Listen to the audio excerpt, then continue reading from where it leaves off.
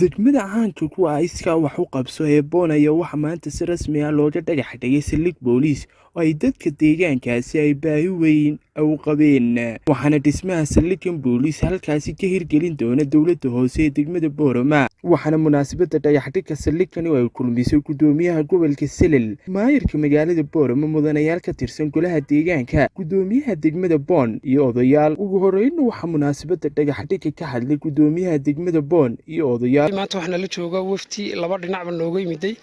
gudoomiyihii gobolka selel iyo gudoomiyihii ama maayarkii degmada boorame taliyihii qaybta ee gobolka selel xildhibaano iyo bulshooyintii boonba maanta halkan waxay goobjoog ka yihiin saldhiggii muddo halkan aynu in badan kaga dhawaaqnay baahideennana ahayd oo run ahaantii 4 jeeroo hore maamulkii hore iyo golihii deegaankuba ay halkani 4 jeer yimaadeen oo ay dhagax dhigeen haddana ay xagga alle ka suuro geli weyday in uu dhismihii saldhiggu suuroobo ayaa maanta waxaa soo afjari doona gudoomiyaha degmada boorama iyo xildhibaanadiisa markaa waxaan leenahay aad baan ugu faraxsanahay ka degmahaan maamulka gobolka iyo ka degmada booramana aad baan ugu soo dhaweynaynaa niyadna waan u haynaa inta haddaan hadalka waxaan idinku soo dhaweynayaa degmadeedii arrintani wax badan bay soo socotay maanta sharaf weyn bay noo tahay inaan bilaabano meel dee aan wax ku qabsanno waxaa lanoo tarxiili jira un xariirad iyo dhulkaas inaan helo saldhigaan leenaho ninkii dembi gala halkan laga qabto oo halkan lagu sameeyo aad iyo aad baan maaragtay hadal badan uma baahna waan soo dhaweynayaa waan idin salaamayaa dhammaantiin assalaamu calaykum waxaan u mahadnaqaynaa horta marka hore ilaahay baan u mahadnaqaynaa marka labaad maayarka degmada boorama ee suuro geliyey ama hirgelinaya saldhigan sidii hore oo ahaan jiray ka bedelay bilaabayana maanta waan u mahadnaqaynaa isagana ilaahayna mahadaa ka gaadho waan ku soo dhaweynaynaa boon waa degmadaadii waa gobolkii waa hooyadii waa magaaladii labaad ee gobolka waa magaalo ballaaran saldhigana aad bay ugu baahnayd uuna ka raagay waanad ku mahadsan tahay gudoomiye haddii ilaahay ka dhigo waa la bilaabayaa shaqada hadda maanta marka laga bilaabo intaa waxaan ku darayaa bulshada degmada ilaahay ku beeray in badan baa sugayseen dee waa inaad idinkuna nala qabataan wixii talo iyo tamar intaba ah inta weeyaan aad iyo aad waxaan ugu mahadnaqay ilaahay baa mahadleh maayirka saaka soo afjaray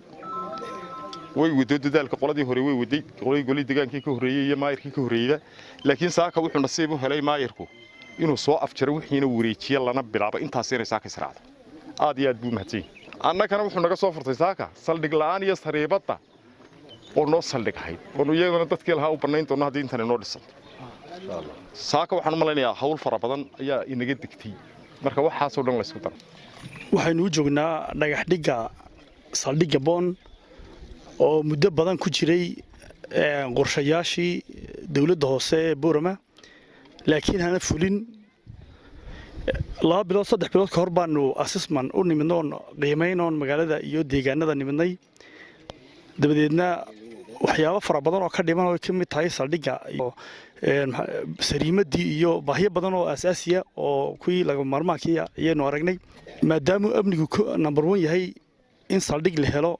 daruuri bay noqotay ugu dambeyn waxa goobta dhagaxdhigga ka hadlay maayirka magaalada boorama mudane maxamed axmed warsame waxaana hadalku uga dambeeyay gudoomiyaha gobolka selel mudane mawlid maxamed nuur boon laga dhisay boon oo muddo badan ba ay filayeen dad aynu maanta bilowno hadii ilaahay yiraahdo sida ugu dhaqsaha badan lana aan rajaynayno inuu inoogu dhamaado mahadaas ilaahay baynu celinaynaa inoo suuro galiyay wax kasta karti iyo awood iyo hanti kuma yimaadaan laakiin se waxa weeyaan waa suurtagelinta ilaahay talabaadna 8 sanadood ba degmada boorama miisaaniyadeeda ku jiray laakiin waxa rajaynaynaa in inaga oo caafimaad qabna saldhigaas oo dhameystiran aan xariga ka jarna hadii ilaahay yiraahdo baahi fara badan baa jirta oo bulshadeena deegaanadeena ka jirta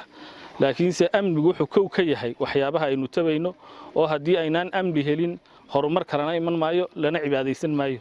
sidaa darteed weeyaan sida aanu dardar gelinayno inaynu ku horeyno saldhigyada iyo waxyaabaha inoo suuro gelinaya amniga. Baahiyaha asaasiga way fara badan yihiin,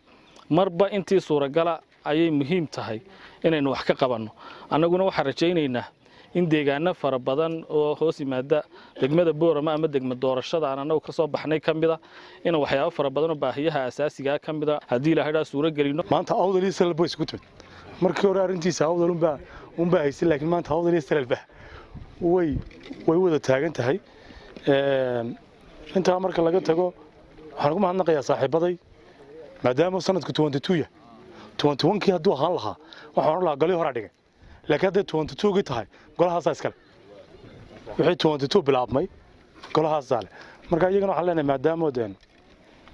garateen inaad contractor-kina soo kaxaysaan dadkii contractor-ka ku wareejisaan aad iyo aad ba mahadsantiin.